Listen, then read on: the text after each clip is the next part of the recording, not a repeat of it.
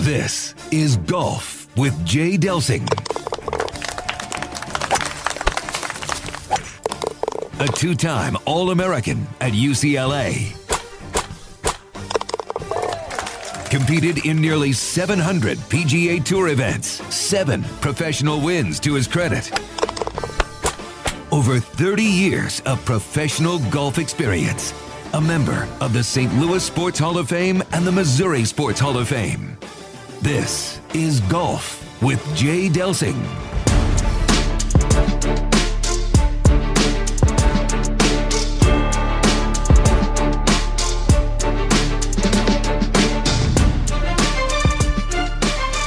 It's time to tee it up.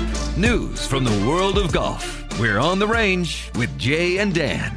Welcome into Golf with Jay Delsing. It is a Sunday tradition here on 101 ESPN as we come to you every Sunday 8 to 10 with Jay Delsing. I'm Dan McLaughlin. Great guests coming up. Allie Wells, Executive Director of the Gateway PGA. World Golf Hall of Famer Lee Trevino. Can't wait to visit with him. And also Emma Corbet, a teacher specifically working with the ladies and young girls at Elv8 Golf. Before we get to all that, let's say good morning and hello to my good buddy Jay Delsing. How we doing, Jay? Danny, I'm doing great. Good morning. Great to be with you. Let's go. We got a lot to cover. So I'm going to start with the Rocket Mortgage Classic. They're going to wrap that up today. Ricky Fowler won it a year ago. Tell us a little bit about this course in Detroit, Michigan, and it can be a course that's challenging for PGA Tour members.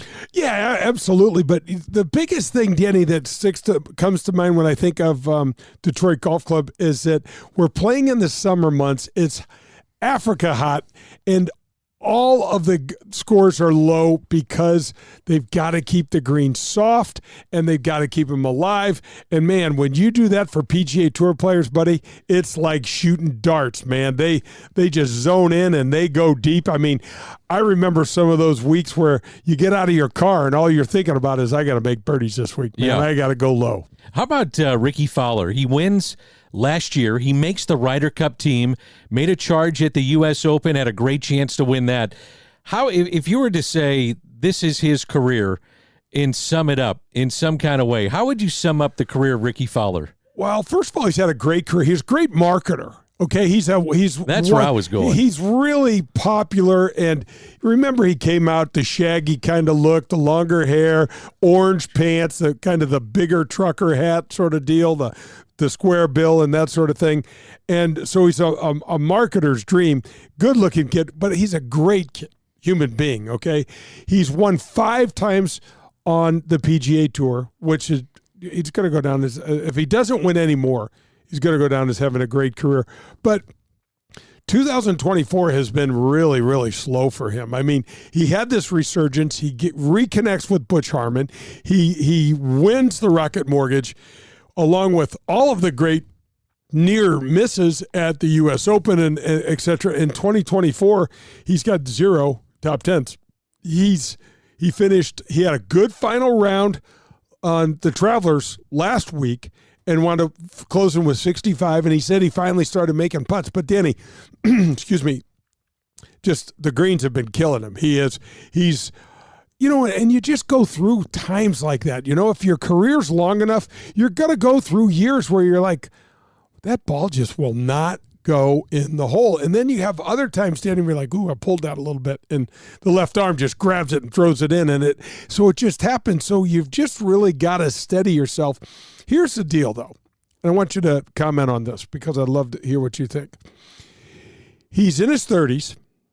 We already know about major champions and what happens in their 30s. We talked about that. Yep, that's right? Kind of the magical age. 30, right. And he's got one baby, one little girl, got another one on the way.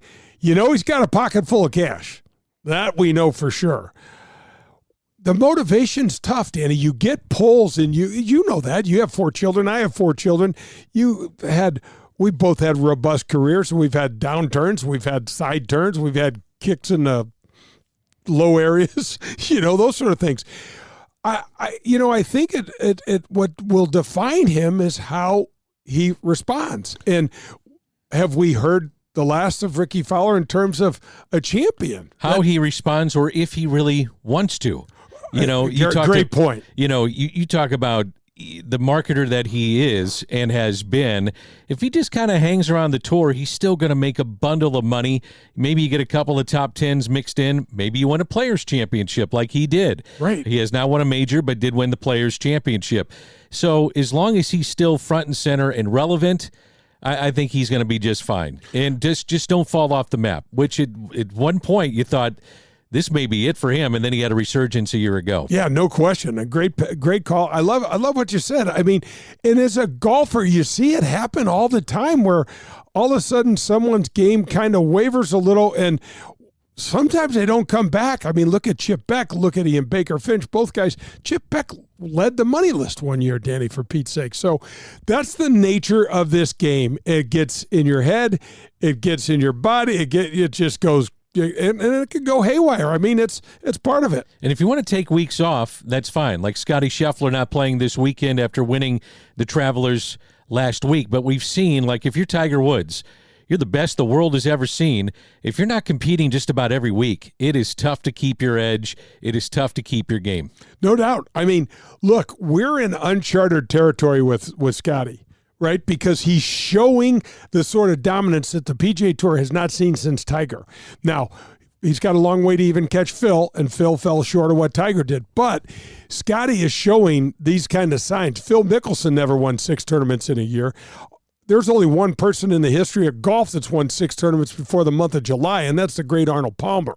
So we are talking about mixing Scotty Scheffler's name, Danny, in with the most heady company that's ever played the sport, and I can't wait to see how he handles it. The guy is such a nice person, and he's such a down-to-earth guy with this burning desire to just beat the hell out of you on the golf course.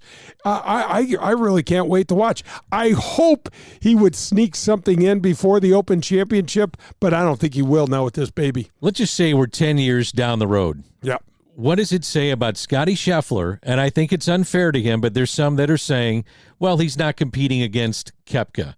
He's not competing against some of the top live guys. And if they were there, Bryson DeChambeau, maybe he's not winning as much. For instance, they've had 3 majors. DeChambeau has been better at 2 out of 3 against him. No question. So not that you're going to put an asterisk by it, but does it derail some of the success that he's had? And I'm talking 10 years down the road. Yep. Great By that point. time, there's a union between the PGA and obviously the Tour and what's happening with LIV. But I do wonder if some people will take away the success that he's had just because some of the biggest names have not been involved in these tournaments. Absolutely. You know what? In my mind, what matters there, Danny, is for how long.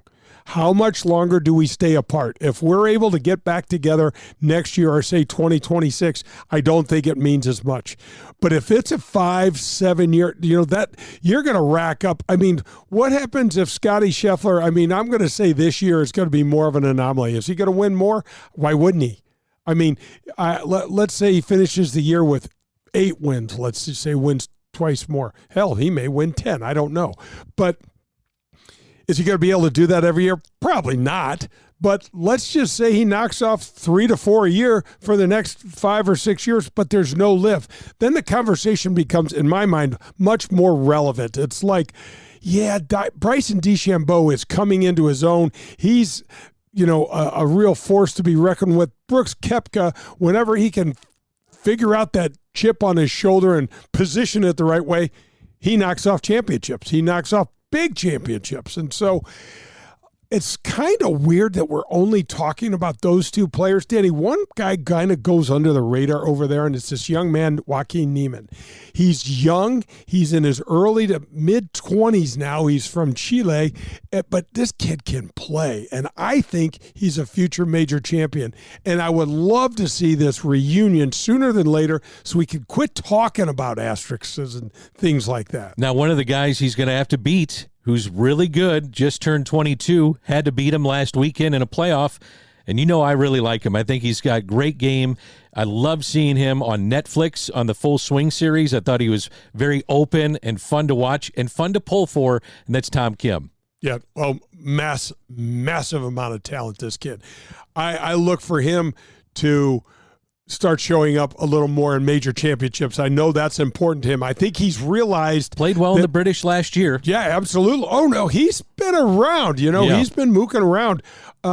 It's really interesting because last year he had that ankle injury at the British and still nearly, he didn't win, but he was around. Yeah, he almost pulled it off. Yeah, he was in the conversation. So, you've got him, you've got Ludwig Aubert, you've got, so we've got a lot of young talent to be talking about there. The Højgaards, these Swedish players that have really, really played well, or maybe they're Danes, I'm not sure, but they're from the Scandinavian over there.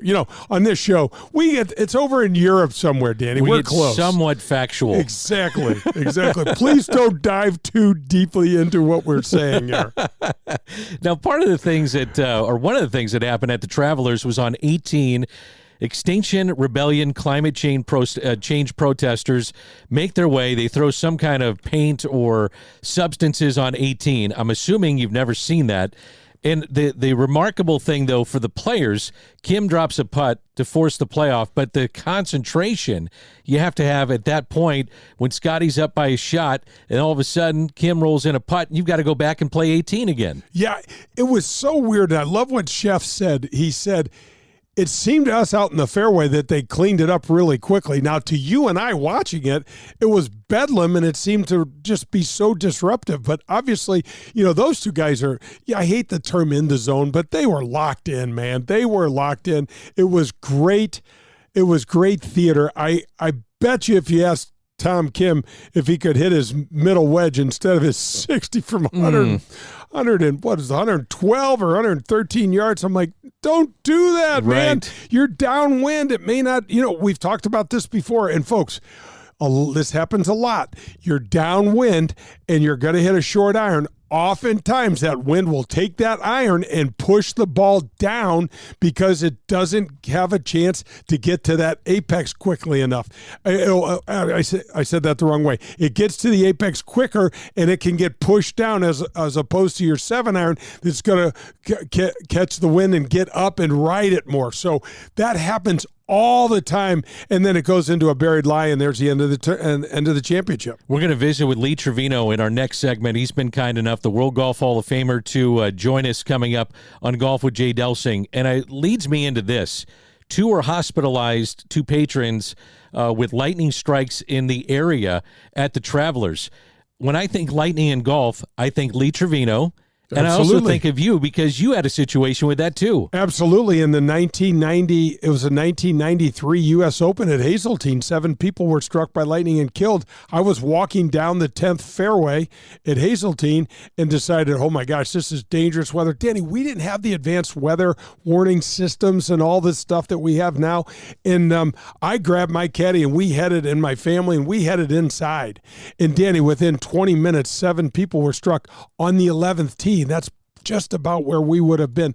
It's absolutely crazy. And then talking about Lee Trevino, he was struck by lightning at Butler National up in Chicago, and it derailed his career, blew out his back. And it also, I think, was it Dave Hill? There's a couple of people that were hit by lightning and really, really affected them. So we're going to get into that with Lee Trevino. He's coming up. We also have Allie Wells, Executive Director of the Gateway PGA, and Emma Corbett, a teacher at Elv8 Golf. Time to tip our cap, and we're going to tip our cap to the Gateway PGA. We absolutely are. Allie Wells and her staff at the Gateway section of the PGA are the recipients of the tip of the hat. And I am thankful for Dean Team Volkswagen of Kirkwood, 314-966-0303. Colin Burnt is our guy over there. He's absolutely fantastic. Call him today. He'll treat you like family. So, Danny, there's over 300 men and women that represent the Gateway section, and Allie has got PGA Reach, PGA Hope. Now, PGA Reach is the underserved parts of our community that we're trying to help, the young men, young women, African-American, whatever, whomever needs the help. That's what PGA Reach does. PGA Hope, Danny, is a super cool program that that they've instigated for our veterans and starting to introduce the game to them, give them something to do and get involved in, and it has saved lives. It's super, super cool. Not to mention all the golf courses. We've got the district association. We've got all the public. Allie and her staff, they handle it all, and they're supported the show. They've grown the game of golf. They do all the things that are important to you and I, and we really appreciate them. So one of the great characters, in not only really in golf, but in sports is coming up. I think you'll find it as a treat. We can't wait to visit with him. Lee Trevino is coming up on Golf with Jay Delsing. That was On the Range. Up next, we'll head to the front nine. You're listening to Golf with Jay Delsing, presented by Doherty Business Solutions. Doherty Business Solutions has been enhancing the business of our customers for the last 37 years.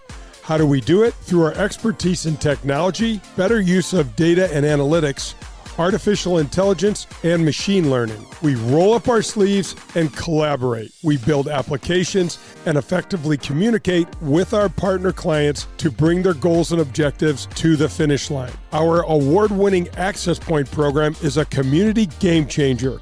With nearly 100 students in the program, mostly young African-American females are making between $55,000 and $60,000 per year right out of high school. That's right, $55,000 to $60,000 a year right after high school graduation. That's when they begin their training. CEO Ron Daugherty believes the talent is equally distributed, but access to that opportunity is not. So here's Access Point, providing more and more opportunity for those in and around our community. It's Daugherty Business Solutions. Get ready to watch the legends of golf up close when they compete at historic Norwood Hills Country Club right here in St. Louis. The Ascension Charity Classic will be back again with some of golf's greatest names: Steve Stricker, Padraig Harrington, John Daly, David Duval, Bernard Longer, Justin Leonard, David Toms, and more will compete, returning September 3rd through the 8th. Visit AscensionCharityClassic.com for information. I'm delighted to welcome the Amateur Players Tour to the Golf with Jay Delsing show. The APT team has worked so hard to establish a national golf tour for amateurs. Folks, don't miss out on this opportunity. If you love golf and ever wondered what all the fuss about tournament golf is, then this tour is for you. We just released the 2024 schedule, and it is a beast. There's 21 events currently in the metropolitan St. Louis area, with many more to come. But check out these golf courses: Paynes Valley, Ozark National, Stonewolf, Ambrier, Persimmon Woods, Gateway National, and a 36-hole event on Norwood's West Course, and many more. Okay, so the courses are certainly cool and nice, but what's really neat is the way the events are run and how they are run. The APT team does a fantastic job of closely monitoring handicaps and ensuring a good and fair competition. There are 5 divisions, a year-long points competition, major championships, elevated events, and much, much more. Right now, there are over 6,000 members in 41 different local chapters across the country, and all that's happened in just over 5 years. Join now and don't miss out on the best tournament golf in the country, run for amateurs by amateurs themselves. Go to AmateurPlayersTour.com. That's AmateurPlayersTour.com.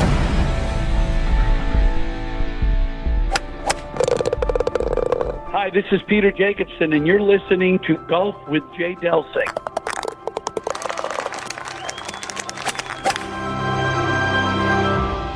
Are you driving an out-of-warranty car? It's only a matter of time before your out-of-warranty vehicle is in the shop costing you thousands of dollars. Auto repair costs are up nearly 20% from last year, which is 4 times the rate of inflation. If an unexpected breakdown happened today, would you be ready for that? Well, now you can be with a plan through CarShield.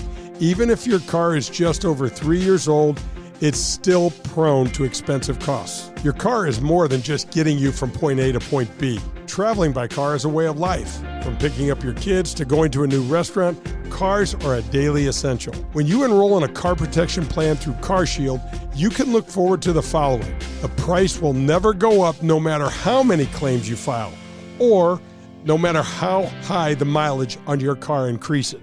CarShield offers protection plans that start as low as $100 per month. That's $100 per month. They have repair coverage for up to 5,000 different parts of your vehicle. Plus, when your car breaks down and you're stuck on the side of the road, you get 24/7 coast-to-coast roadside assistance. You also get complimentary towing and rental car options.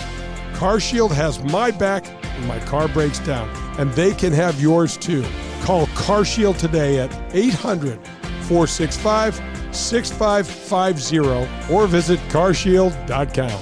It's CarShield, proud sponsor of the Golf with Jay Delsing show.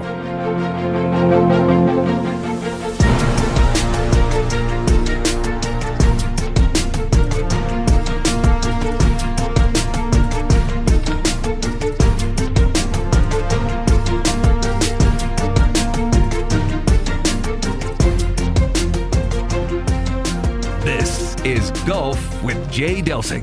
The Front Nine is presented by the Ascension Charity Classic. To find out more, visit ascensioncharityclassic.com. What a pleasure it is to bring in the great Golf Hall of Famer, Lee Trevino. And Lee, thanks for joining us. We appreciate your time so much. Lee, I sit there and think about your career, and a fantastic career. But one thing that comes to mind, Lee, and I want you to talk about this just a little bit, please. You really did accomplish what you accomplished in a short period of time, maybe 13 years or so on tour. Tell us a little bit about that. Well, a lot of people ask me all the time. They always say, they think that I had a long career, but I did not. I played 13 years, and then I hurt my back. I got hit by lightning, as you well know, in 75. And then I was out for another year, so I really didn't even play 13 years. And then I didn't have anything to do, so I had no options. I had to get my body back in shape and get back out there. But yeah, 13 years was it. I won 6 majors, 29 tournaments in those 13 years. That all that means is that I hit a hell of a lot of practice balls. You know what I'm saying? You jumped right into one of the questions we're going to get into, and that is getting struck by lightning at the Western Open. I'm so curious. I mean, how were you able to bounce back from that? What was that life experience like for Lee Trevino? Well, it kind of set me back a little bit. Nobody really knew too much about, lightning, and it kind of entered. I was with Jerry Hurd, which I thought was one of the finest players I'd ever been up against, and he never played again. I mean, this guy would have set some records. He would have won some majors. I mean, not much telling what he could have done. And I was with Mike Fetchick, which was a big club pro out of New York, but he was a tremendous player. He had played on the senior tour and done whatever he had to do. But the three of us were I think it was a par 3, 12 or 13 there at Butler. And at that time, they didn't have the sirens and the warnings and all that stuff about lightning and in the air. So they called the tournament because it was cloudy and it was fixing to rain. So we stayed there on the 13th hole. And I guess the lightning bolt, what we figured, it hit the lake. And the rays bounced, in other words, sideways, and caught me, Bobby Nichols, Arnold Palmer's golf club. Mike Fetchick, believe it or not, didn't have any problems, but it ruptured my back, and it ruptured Jerry Hurd's back, and he's never come back from it. I talked to him not too long ago, about a year ago. He's down at Fiddlesticks in Florida. I had a unique way of playing, as you well know. I played golf differently from everybody else. For some reason, I learned to hold on to the club and keep the club face square to target longer than anybody else. And I wouldn't have been able to participate today. The courses are too long. The greens are hidden in front. You have to go in the air. I could bump and run. If I would have been playing in the Open Championship in Great Britain from the time I was 20, I probably would have won that tournament 10 times, because that's the way I played. I bump and run. I hit a little cut. Can't get in much trouble. So it didn't really make any difference to me what course I played. I didn't have to look at it. If it had a tee, a fairway, and a green, you got me, baby. I'm ready for you. Oh, my gosh, Lee. I can remember just getting on tour in 1985, but you kind of came out of the booth to win a major down at Shoal Creek, didn't you? Oh, yeah. I came out of the booth. I hadn't played in 3 years. Dabbled a little bit, but I didn't play. I'd won the PGA in 74, at Tanglewood, so I was exempt to play in that one. So I came out of the booth and ran into a golf course that was extremely hard. The rough was absolutely unbelievable there. No one could get out of that rough there at Shoal Creek. I liked the layout, and it was kind of flat, as you remember. There was not much undulation in there. Plus, my wife had bought me a putter in Holland, and it was a Ping A blade, which I had never putted with a Ping. And I kept shooting 64s with it. And I said, man, this way, I always putted with a blade. I said, I didn't know it was this easy to make a putt. You got any more of those, Lee? I could use one of those. Right? Hey, I had the guy, that Carson made me 2 of them. He put a line on one of them and he didn't on the other one. And they made them for me. He made me one, but I bought the other one. It didn't have a line on it. And I still have both of them. Yeah, I still have them both. And usually I don't keep golf clubs. I give them away. You know what I do with all my old clubs? Believe it or not, I don't sell them. I don't do anything. I take them to my pro at Preston Trails, and I'll have them all bundled up. And I says, can you take these and give them to the first tee, but don't tell them where they came from? He said, we'll take care of it. I love that. That is and that's what I do with the clubs. Yeah, I don't want them to know their mind. No. Hey, Lee, how come you don't like going into locker rooms? I'm curious about that. Well, I think it's a waste of time. Okay. I spent, listen, when I started the tour, I would go and play, and I'd go 2.5, 3 hours early. I'd hit balls for 3 hours, then I'd go play the tournament. When I finished, and Dale will tell you this, Jay will tell you this, and then when I finished, I would go to the driving range, and I'd hit balls till dark. Then I would drive my car to a fast food place. I'd get a milkshake, 2 hamburgers, and some French fries. And then I would look for a driving range. And then I would hit balls till 9 or 10 o'clock at night. And I did this all the time. Besides that, I ran 3 miles at the track every day. I'm suffering from it now because I've got bone on my knees. But this is what I did. I don't like to do anything that wastes time. When the sun's out, golf ball's meant to be hit. People call me up. These young guys call me up and they say, hey, how you doing? I said, fine. I said, how you doing in the tournament? He said, I'm home now. And he says, I'm working on it a little bit. And I said, well, what time is it there? He said, 11. And you're still home? Yeah. Well, you ain't gonna make it, baby. Nope. You ain't gonna make it if you're home at 11 o'clock. You should have done hit 500 balls by 11 o'clock. Lee, you understand? Whether they're chipped, you kick them, you throw them, whatever you do. If you want to make it in golf, you have got to put the time in, and you got to think it, you got to eat it, you got to sleep it, and that's. Now, saying all that, with the exception of my wife, I haven't had a hell of a great time. Yeah. That's awesome. I haven't been anywhere. Yeah. I want to talk to you a little bit about 1971. Some of the years, you won the Varden 5 times.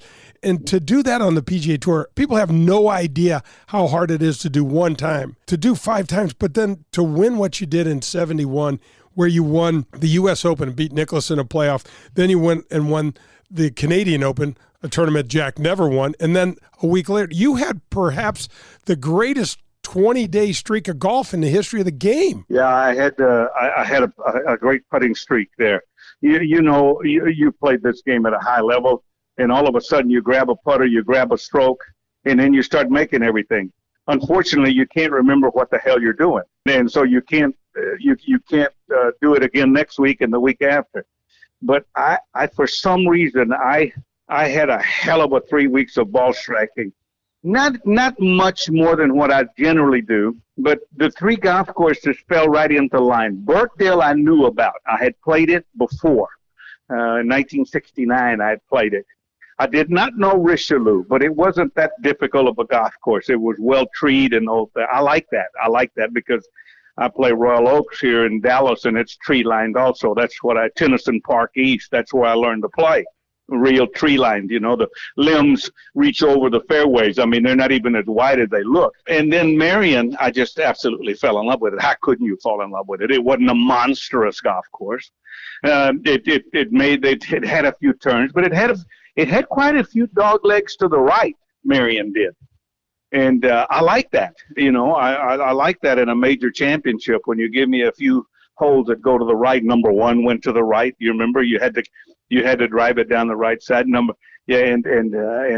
18 had the big tree on the right. You had to cut it off that tee. Yeah, I like that. So, but the putter was what was hot. It was so hot, Jay. It was so hot that I didn't even line them up half the time. In other words, I just walked up and hit them. I mean, if you remember when I won the playoff, Mr. Lou, I had a 4-footer for a birdie to win the tournament, and the camera missed it. Right. And the camera missed it because Mr. Lou was celebrating with his little hat on his head, and the camera was over there. And by the time they came back to the green, hell, I'd put my ball down and hit it. I didn't even line it up.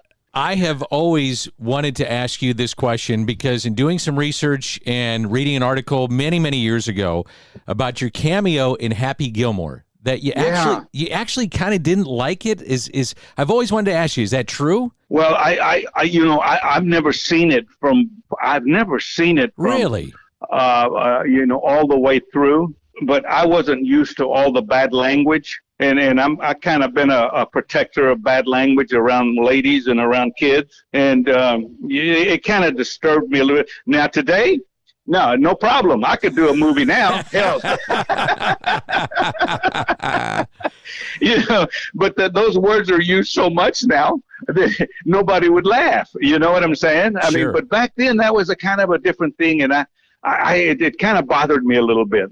It really did. Yeah. Danny and I are located here in St. Louis, and I know and you won the St. Louis Open, I think in 1971, and then you got to come back for the Ascension Charity Classic last year. That was such a thrill for golf fans here to have you come back and at the place, where you won the St. Louis Open. Well, and I wanted to say one thing. I didn't recognize the golf course much, but I'll tell you this.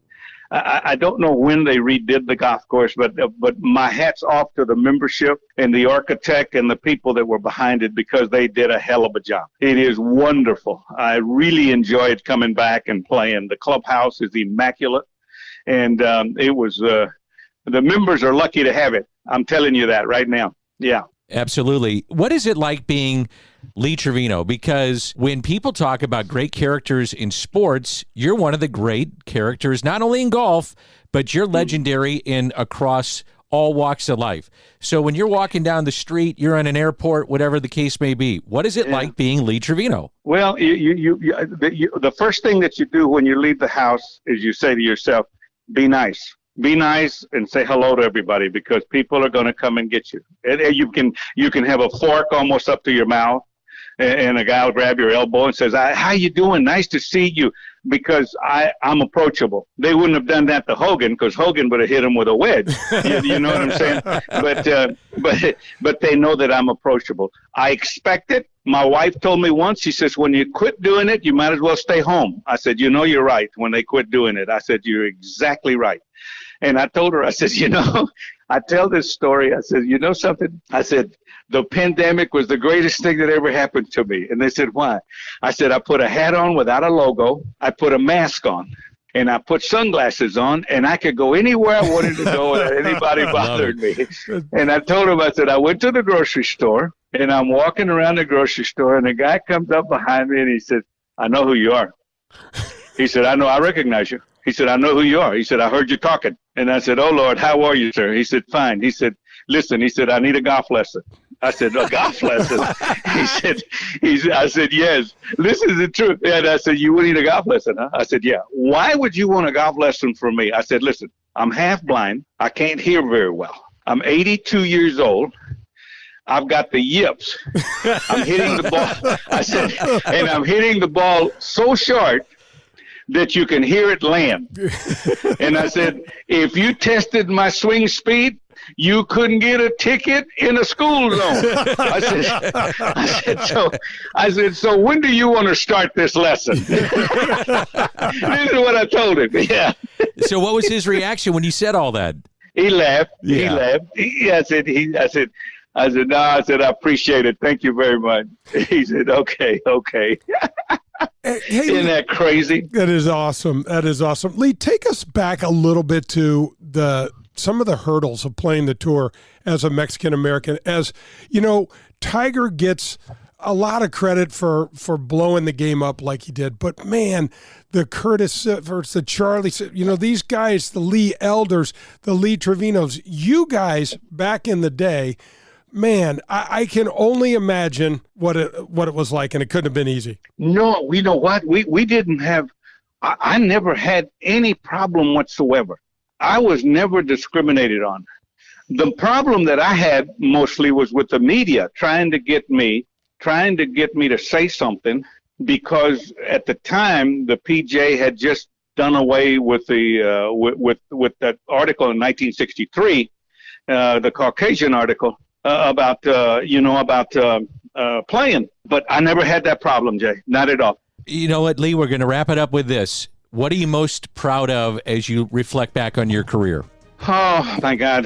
Yeah, winning the Open from Jack, the playoff. That's what made me. That's when I arrived. Yeah, 1971. I think about it all the time. That same Jack Nicklaus finished second to you 4 times, and I know you know that, and I know he knows that, more importantly. And he never finished second to me. There you go. I never finished second to him, yeah. Hey, Lee, thank you so much for your time. It's been a pleasure to visit with you. Thank you very much. God bless you, man. I appreciate it. Thanks for doing this. God bless you. That was the front 9. Up next, we'll make the turn. You're listening to Golf with Jay Delsing, presented by CarShield.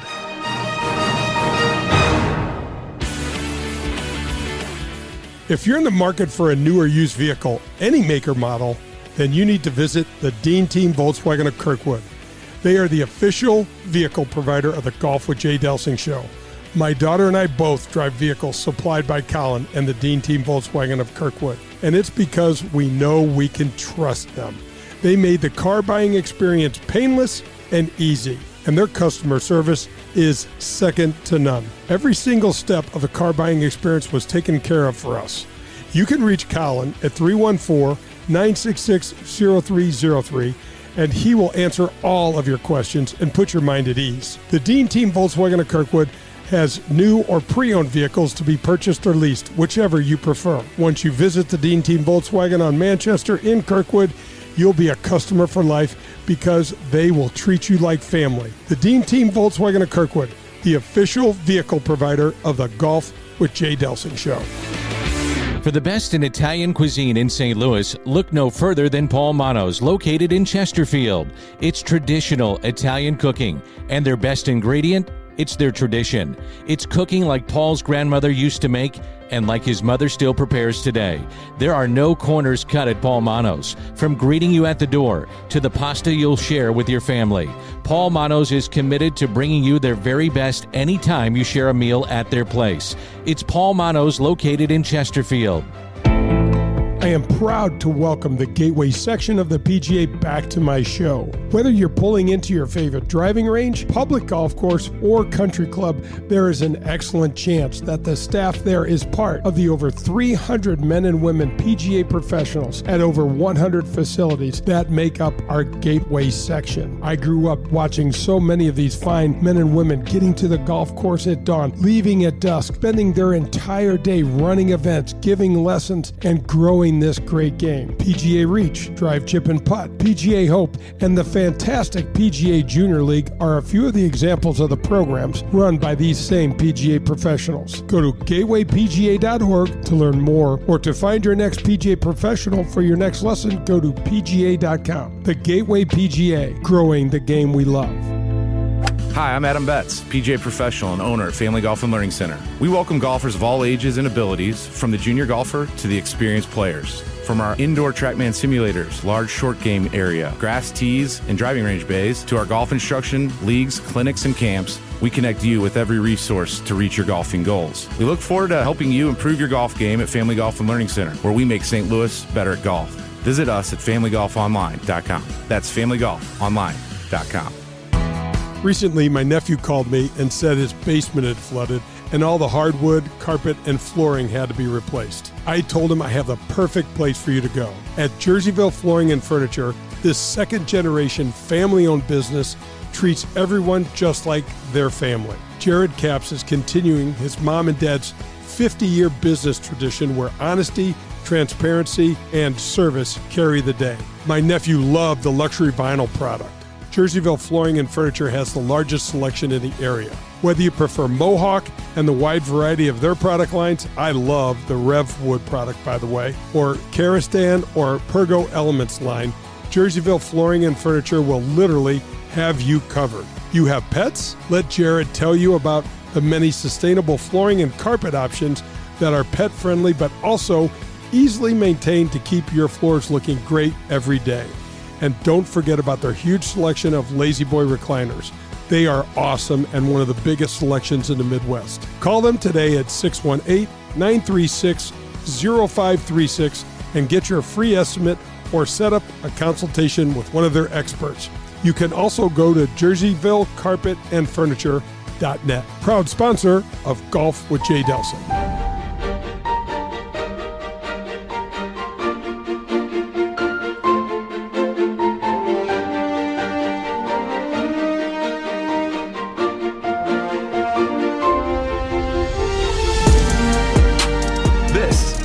Making the Turn.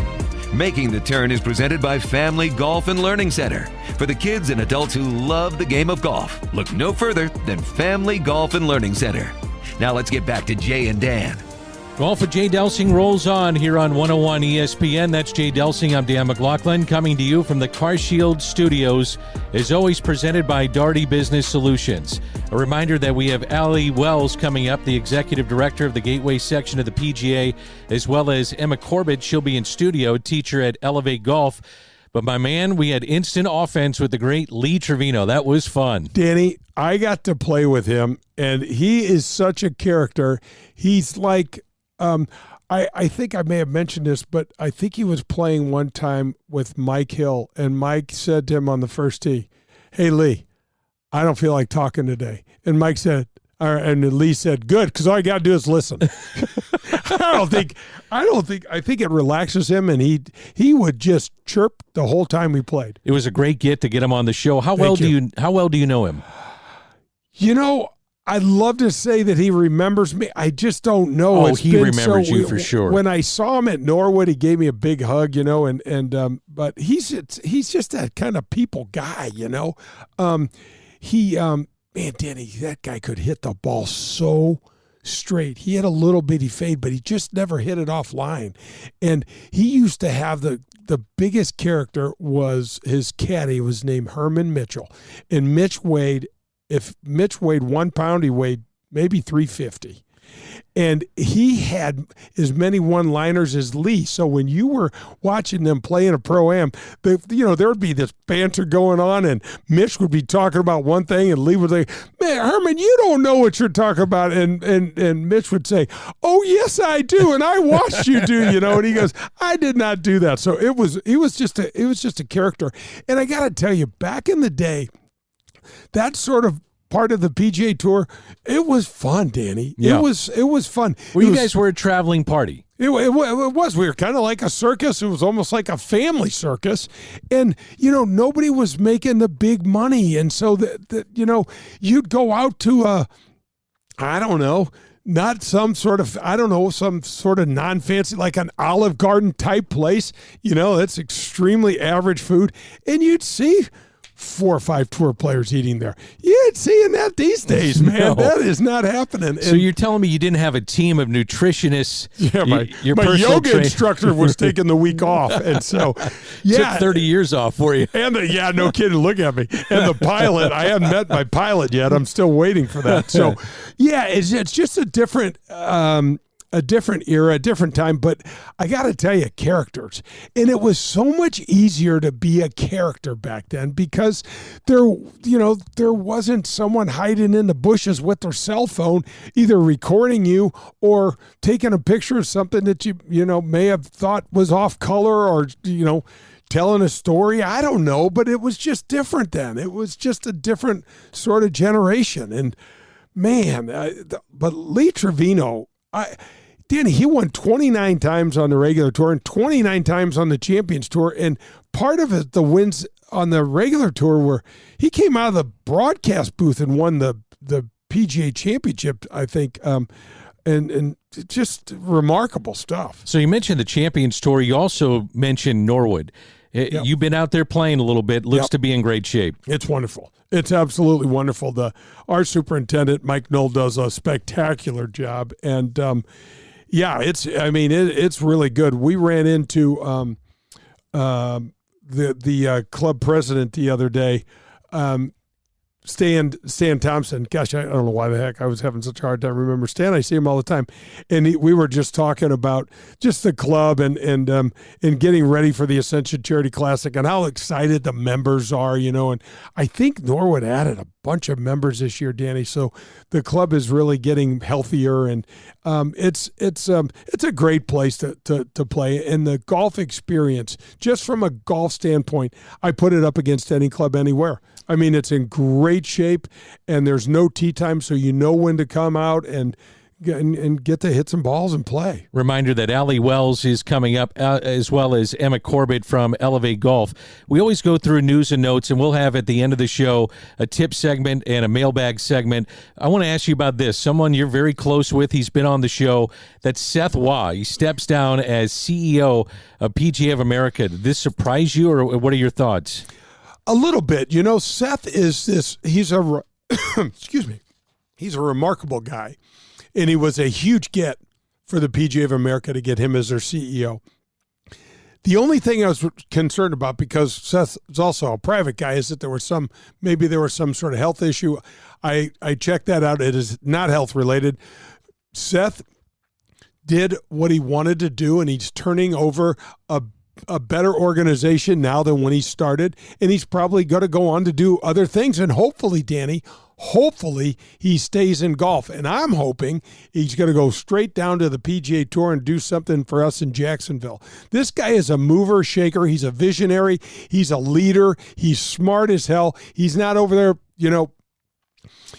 blowing his horn the whole time. He does things quietly. He does them professionally. He does them extremely well. He's got a hell of a resume he's built, buddy. I actually hate to see him leave the PGA of America, but I'm really, really hoping he stays in our game somewhere. I know he loves the game. I know he's pretty good friends with one Tiger Woods, and they played some golf together. So hopefully there's something on the horizon for Seth to keep that man in the game, because it's a big win for us. Think about what he did with the headquarters of the PGA and putting championship courses there down in Texas. And apparently I've not been to the place. I want to go. I do too. And we've just heard just unbelievable things. Like, if you love golf, this is the mecca of golf, and it's all updated. Like I said, great courses, but everything that you possibly could want in golf. That was part of his design, to go down there and make sure that they had a place that was golf specific and just huge, vast championship place to go. Danny, it was a massive change from taking the PGA of America headquarters from West Palm Beach and moving them to Frisco, Texas. And now what he's created is he's created a destination. This thing, in I think in conjunction with Omni Hotels, and they have blown this thing out. It's like there's a town square. There's a lit putting green at night. There's movie theaters for the kids. There's all sorts of really super cool stuff to go along with what you said. A couple of championship golf courses. They're going to have the PGA Championship there in just a few years. And so, yeah, I mean, the stuff that I've read about this headquarters in Frisco it's almost like a Google building or something, where people are going to check out the architecture and going to check out the entire structure, because it is so super cool and unlike anything anybody's ever seen. Want to get your reaction to this. PGA Tour Player Advisory Council is looking at changes next year. One of the things that they're talking about, I already know your answer, is reduced fields. Yeah, you're not a happy camper with this. I just don't know. What's the big deal with having 144 guys? I mean, we've got so many good players, Danny, across the world now. What's the deal with making a field smaller? I mean, it's okay. Once we're outside of daylight savings time without as much sunlight, it gets dodgy. I get all that, but we go through smaller fields when there's less daylight anyway. I just think, the whole elevated events and all that, it just creates more chasms in our schedule, and it creates big divides with our sponsors. I don't like it. Well, one of the other things they've talked about, not sure what you think of this, should the PGA Tour adopt an in-season tournament, which has been talked about? Yeah. So an in-season tournament with the rankings, talking about the points, only certain guys go, very, very selective on who they have coming to this. It would be very selective in terms of what they would use as the tournament, but it's something that I say in-season tournament. Of course, they have in-season tournaments. No, I know what you're saying. Yeah, but this is something completely different. It's like a tournament inside a tournament. Exactly. It's going to be a series of events that are going to give you specific rankings. And listen, as long as it's well thought out, unlike, in my opinion, the elevated events are not well thought out. They were a knee-jerk reaction to LIV, let's be honest. I don't like LIV, but I don't like what the Tour did. Sure. Especially because it was not sustainable with the model that we had. We didn't even have the money to cover it. What do you well, go ahead. Anyway, so as long as they're still providing, and this is going to sound self-serving, but so be it, but I was never that top player. I got up there, but wasn't that, perennial top 30 player. Top 51 in the world at one point. And that was my best. But I'm sensitive about those other guys. I mean, there's a lot of money to go around, but we needed places to play. And, if there wasn't a tournament, I didn't get to play. And it's, I understand. Let's do this. Let's unite the game first, right? Let's get Bryson and let's get Brooks and let's get the other guys over here and get them back and try and get ourselves on some sort of stable footing before we start, doing all this stuff. Because what we talked about earlier, I love the question about Scotty Scheffler and the asterisks, because the longer we go separated, the more this is going to get weird. And it's going to change the history. And I hope it doesn't take too much longer before we get it back together. Do you like a team format? That's one of the things in watching LIV, and I do watch it. I enjoy it. I like it. I feel more invested in what's happening, not just so much with an individual. Yeah. Maybe I'm in the minority with this, but I do like it. I don't think you are in the minority, Danny. I think that's the best thing that LIV did. Now, have they done it well? No.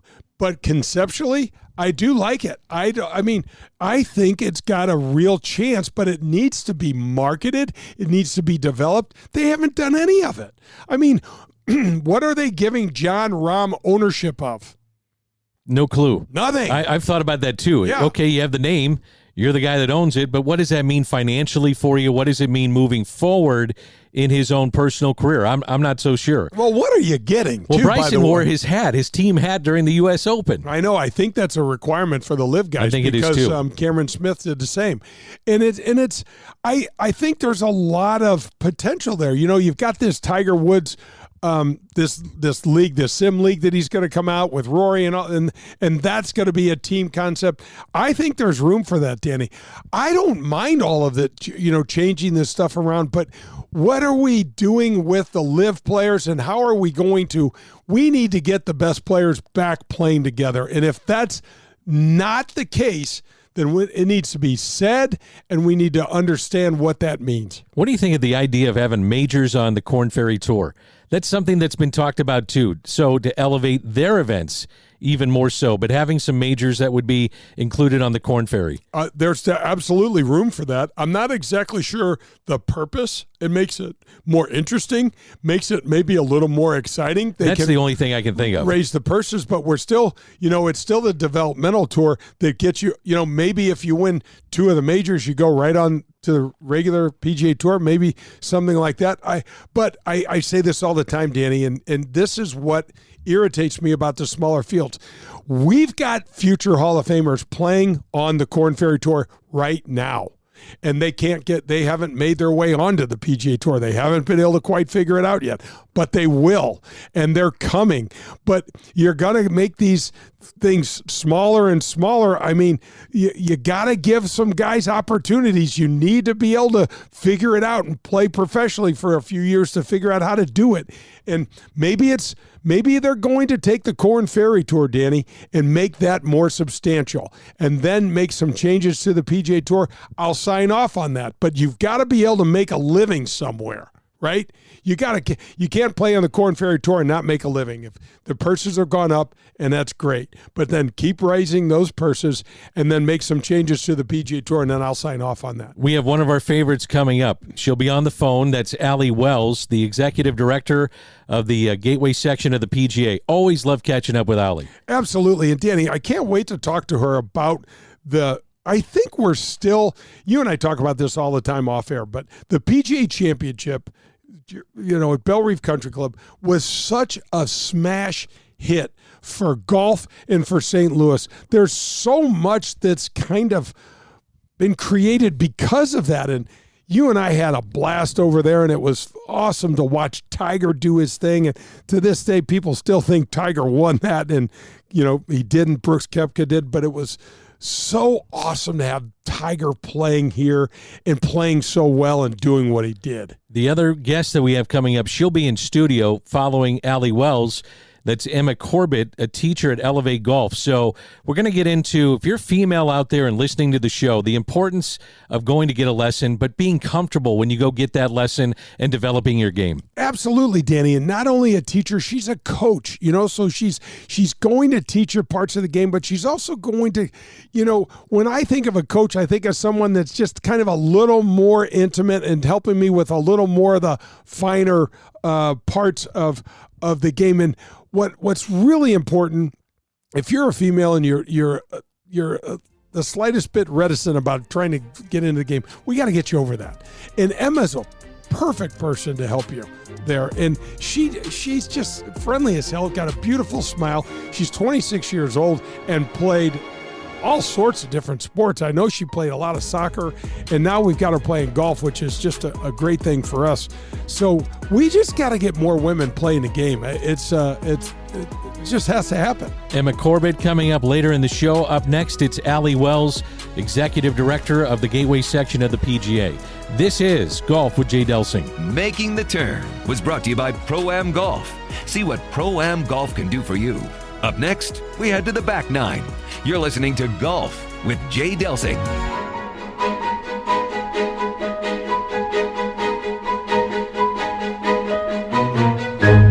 Do you remember the golden rule? I'm sure you do, but just in case, it goes like this. Treat people the way that you'd like to be treated. At People's National Bank, that one statement is the cornerstone of what this bank is all about. Locally owned, with 23 locations in Southern Illinois and the metropolitan St. Louis area, People's National Bank parlays a robust menu of commercial or personal banking services you could possibly need with a friendly yet hardworking Midwestern attitude. Maybe you just want to do business with a bank whose entire team lives in the same neighborhoods as we do. If you're like me and doing business with someone you trust is important to you, then People's National Bank is the bank for you.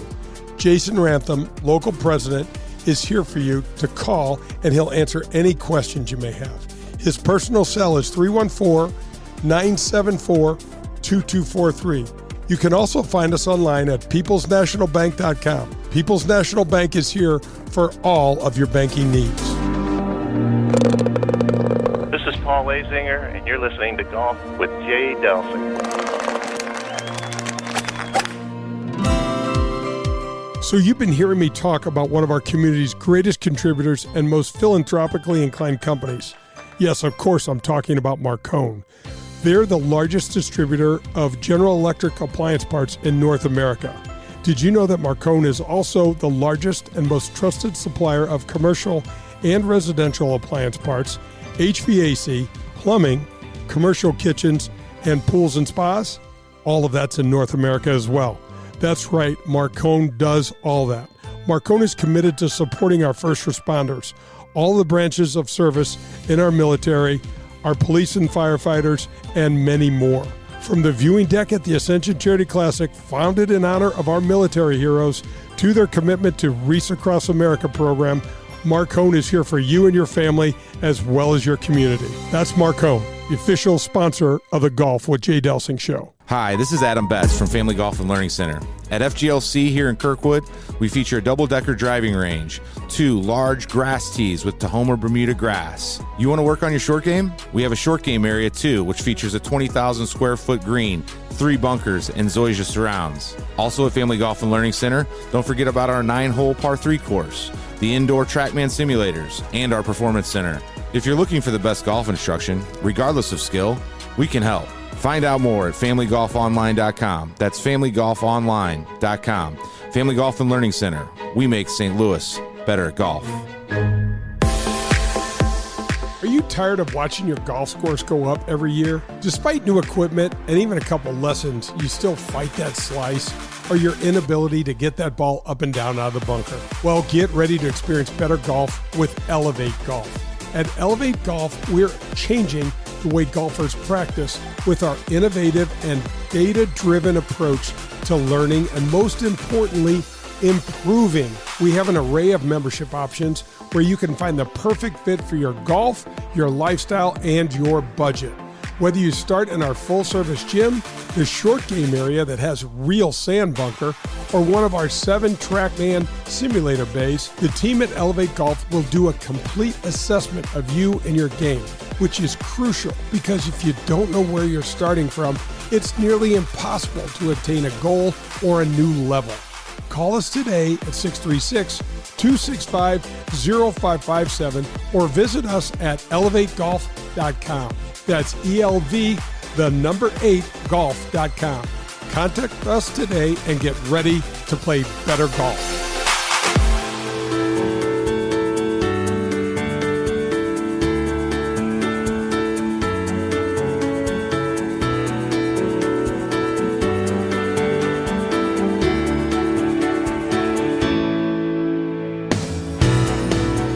This is The Back Nine. The Back Nine is brought to you by Car Shield. Now let's get back to Jay and Dan. Golf with Jay Delsing rolls on this Sunday morning on 101 ESPN. Always kind to join us is Allie Wells. She is the executive director of the Gateway section of the PGA. And Allie, thanks as always for joining us. We appreciate it. I love coming on the show. Thank you both very much for having me. Yeah, Allie, gosh, we've got so much to talk about. Where should we start? Let's talk about the Capitol, the program up in North County. Let's talk a little bit about what's going on there. Absolutely. We're in the middle of a capital campaign to build and create programming in partnership with Herbert Hoover Boys and Girls Club, the Boys and Girls Clubs of Greater St. Louis, a 14-acre indoor-outdoor multi-use recreation and education space that will provide introduction to golf opportunities, as well as other introduction to other sports, outdoor recreation opportunities for kids and adults in the community, as well as indoor STEM learning education space, everything from golfing programs to soccer to learning how to caddy to after school and summer camps. We're really excited about what we're creating down off of North Grand at the site of the old Carter Carburetor Factory, which you may know is a EPA Superfund cleanup site that was cleaned up here about 2 years ago. Allie, the term labor of love comes to mind with this project because the idea was so super cool. We've got the great Ozzie Smith as, a champion helping us with this, but it has been a tough road. But I really feel like it's important for the listeners to know that most of the hurdles now are behind us, aren't they? Absolutely. And you're right. Labor of love, and certainly an exercise in patience. The EPA, for the longest time, the cleanup and the timeline was in their hands. As you said, they were largely out of our control. The EPA, and rightfully so, we want to make sure they do their job, do it well, make sure that property is cleaned up from all of the chemicals and the bad contaminants. Took them a little bit longer than they had originally estimated, but once we finally gained access to the property, it's been gas pedal down, and we're seeing some great momentum, and we're really excited, hopefully, to be sharing some more public news here in the coming weeks. Well, you can just go ahead and break that news now if you feel like it. I don't think I technically can. Understood. We love to put our guests on the spot, so that's what we're doing here, Allie. Sweating in your seat over there, the hot seat. So how long has this been in construction, and when the idea was, brought to light, and then how much longer do you have, hopefully, to get this done? Absolutely. This has been a vision, a co-vision of our PGA Reach Gateway Foundation, our Gateway PGA section and PGA professionals, and the Boys and Girls Club since when we were preparing for the championships, the PGA championships that came 2018. Many might remember we had record attendance for a major championship and broke a lot of other records actually at Belle Reve Country Club. The foundation and the PGA works together with Belle Reve and the Boys and Girls Club to say, we want to bring this championship, but we want to join hands together and say we can create lasting community impact through something as large as a national 100th anniversary of a major championship. And this project was one of those linchpins and one of those critical components. Again, timeline took a little bit longer than we were hoping it would. But the project, once we reach our goal of 80% raised, we'll feel comfortable putting shovels in grounds. And, we're estimating that can happen as early as the end of this year, early next year. And it's about a 12 to 18 month build. So we're really excited about the probability that that land will start to see activity here within the year. That's fantastic. Allie Wells is our guest, Executive Director of the Gateway section of the PGA. Allie, you mentioned what happened at Belle Reve and the PGA Championship coming to St. Louis, the great success that it was. What did it do for you and your job and your involvement in golf, and how really exploded nationwide, probably worldwide because of the pandemic as well, but specifically what happened with the PGA Championship and what it did for what you're trying to do with the game of golf here locally? Well, that's a tremendously bright spotlight that we were lucky enough to be shown here in St. Louis, internationally, really. And the stories we were able to tell about the work that PGA Reach Gateway is doing in the community, the work our PGA professionals are doing in the community, the vision we have to go outside of existing golf facility walls and impact those in our community through the game and the influence of golf. That idea has taken hold, to your point, nationally. The PGA of America, following our 2018 championship, they rebranded their entire foundation PGA Reach after what we started here. Since then, there's 41 sections of the PGA of America all across the country. About half of those have adopted PGA Reach foundations. So what started here in St. Louis, a vision that was hatched by a handful of different organizations coming together to say we love St. Louis, we love the game of golf, and how do we match those two together, has really grown as this movement nationwide. And for me personally, it's been a tremendous opportunity to meet more organizations that do good, not only in the game of golf, but in St. Louis, to reach outside of the traditional confines that we think of the game of golf and impact other communities, impact other demographics, whether that's directly through the game or through relationships that the game provides or career opportunities that the game provides, and really find awesome platforms to elevate what our PGA professionals are doing in their daily lives and then in their volunteer hours through our foundation. So it's been an incredible road. Our foundation has grown tremendously since 2018, and this capital campaign this capital project is just one of the many dominoes that have fallen since 2018 that's been really impactful for St. Louis and also impactful for PGA professionals and the game of golf nationwide. Allie, it's so cool. You're so right, because that championship, the Ascension Charity Classic that is played up at Norwood in September is an offshoot of this great success that the PGA of America and the PGA Championship had at Belle Reve. We also have this capital campaign that you're running down at the old Carter Carburetor facility and that piece of land. And then we also have to include the Normandy project that is going on. So when you start thinking about the impact that Tiger and the PGA Tour and the PGA of America and that championship had on our city and the game, it's really remarkable. It really is. And those major championships, again, they have that spotlight, and we have the benefit of having other people tell the story, not only of golf, but of St. Louis. We all know St. Louis is such a sports town, and those that live in greater St. Louis, we know it's a big golf town as well.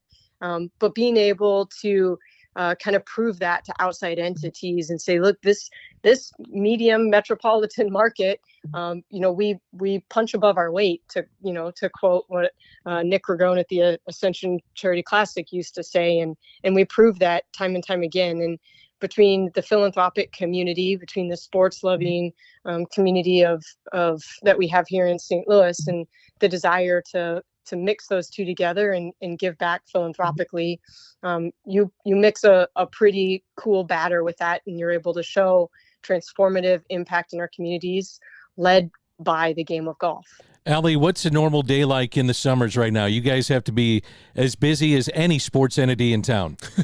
We are hopping. Yes, we have junior golf programs that are running 5 days a week, 5 to 6 days a week. We have our military veterans introduction to golf programs. We have PGA Able Abilities Beyond Life's Expectations programs with many different partners, tons of introduction to golf opportunities. We partner with different organizations. We're at golf courses. We're at rec centers. We're at military bases. You name it. We're at indoor golf facilities, simulator centers. This is the time of year where despite the really hot weather we've been having lately, that we want to get out and play golf, and we try and create as many opportunities as possible for that. Allie, one of the things that is so cool in a time where the game itself is exploding and we're hitting new highs in almost every one of our measurables, the men's game is a complete mess.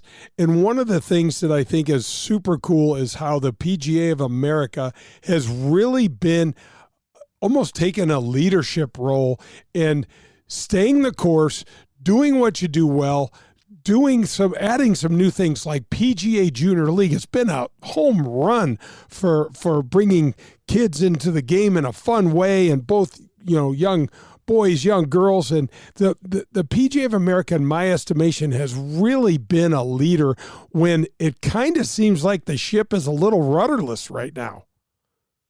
We do consider ourselves the experts in the game and the business of golf as PGA professionals, and that's a position we take very seriously. There are a lot of allied associations and great entities doing awesome work in the golf space.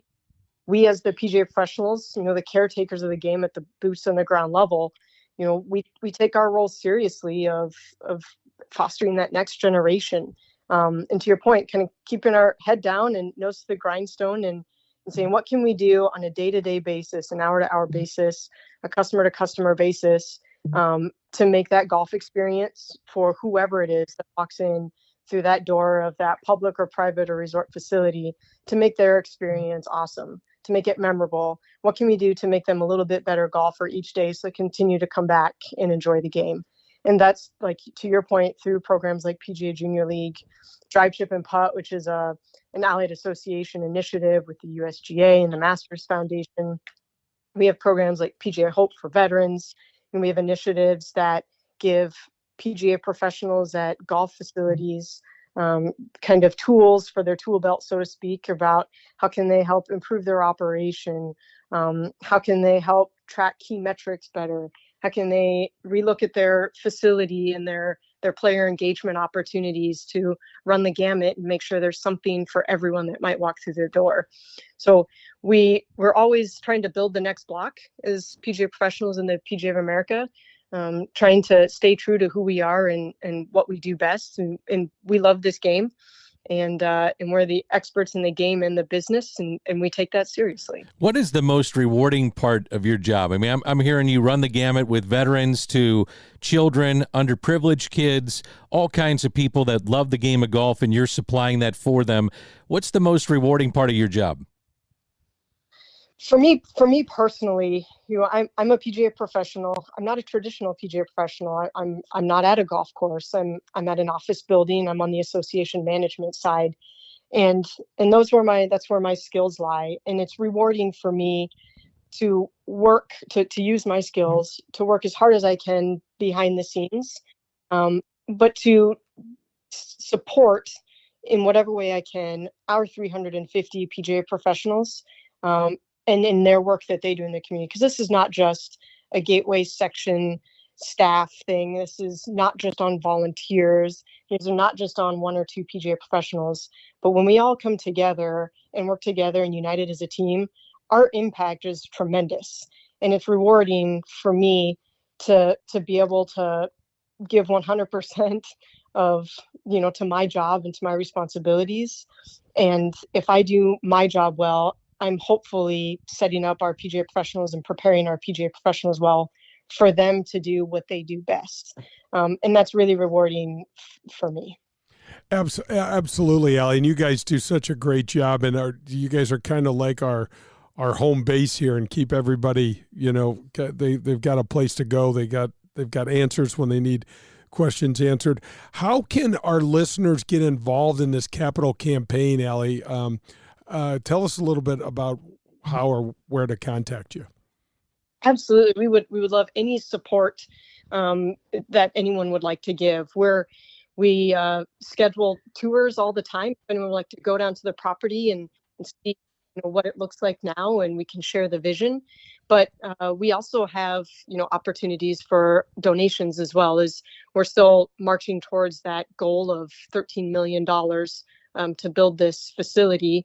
And gatewaypga.org. We have information on our website about the capital campaign, what's coming next. We're getting ready to launch a separate website for the capital campaign, but it will link out from gatewaypga.org. So you can go and learn more about our foundation, the work in our community, the work our PGA professionals do. You can find a PGA coach, and you can see progress and more information about our capital campaign. There's links to donate. There's contact information to reach out and drop me an email and say, hey, I'd love to talk and learn more, or I'd love to go down and see what your vision is. We have a fantastic team of community leaders, PGA Reach and Gateway PGA leaders, Boys and Girls Clubs of St. Louis leaders, and we would love to share with anyone who'd like to learn more the vision and what will be built here within the next year or two. That's Allie Wells, Executive Director of the Gateway section of the PGA. Allie, always great to catch up with you, and thanks. And I know you've been on the mend a little bit with that knee and knee surgery, so get better and get back on the courts. Thank you both so much. I appreciate the well wishes, and I always love coming on and sharing what's going on with the Gateway PGA. So thank you for having me. You bet. That's Allie Wells. Coming up, we're going to have a teacher from Elv8 Golf. That's Emma Corbet. She'll be in studio. This is Golf with Jay Delsing. That was the Back Nine, presented by Elv8 Golf. Get your golf game in shape with Elv8 Golf.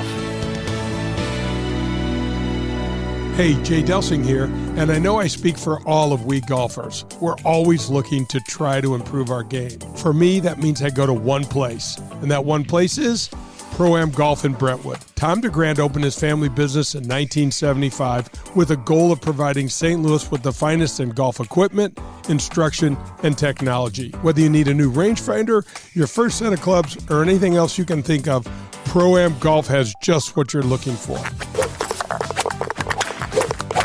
If you're a scratch handicap or you carry a 20 handicap, come visit Pro-Am Golf and inquire about a lesson from Tom DeGrand. He's been fixing golf swings and making St. Louis better at golf for over 40 years. Go get your gear, lessons, or anything golf related where I go, and that's Pro-Am Golf in Brentwood.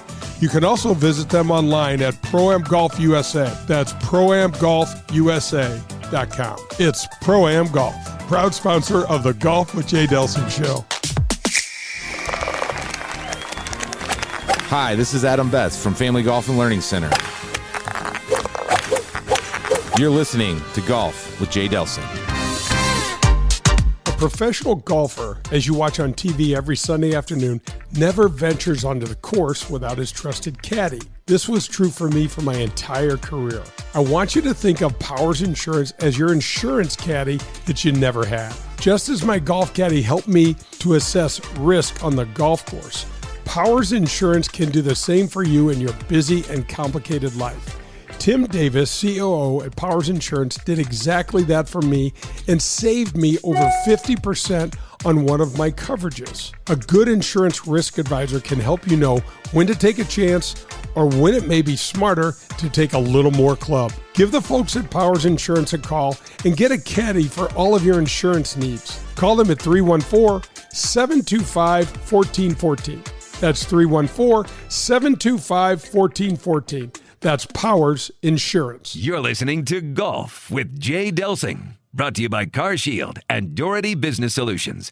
Every Sunday morning from 8 to 10. It features top guests, tips from a PGA Tour player, and the latest news and notes from around the world of golf. This is Golf with Jay Delsing. Hey, this is Jay Delsing for SSM Health Physical Therapy. Our golf program has the same screening techniques and technology as the pros on the PGA Tour use. SSM Health Physical Therapy has the Titleist Performance Institute trained physical therapists that can perform the TPI screening on you, as well as use the K-Vest 3D motion capture system. Proper posture, alignment, etc. can help you keep your game right down the middle. We have 80 locations in the St. Louis area. Call 800-518-1626 or visit them on the web at ssmphysicaltherapy.com. Your therapy, our passion.